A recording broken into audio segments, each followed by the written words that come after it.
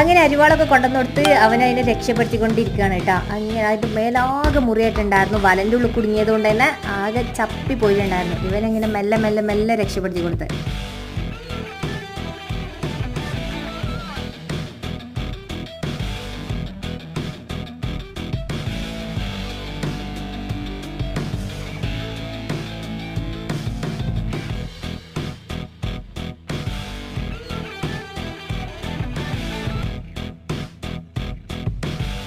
അങ്ങനെ പതുക്കെ പതുക്കെ അവന് വല ഇങ്ങനെ പൊട്ടിച്ചെടുത്ത് അതിനെ രക്ഷപ്പെടുത്തി. പക്ഷെ ലാസ്റ്റ് വരെ ഞങ്ങൾ വീഡിയോ എടുത്തിട്ടില്ല. കാരണം രക്ഷപ്പെട്ടിട്ട് ഞങ്ങളുടെ അടുത്തേക്ക് വന്നാലോ വിചാരിച്ചിട്ട്.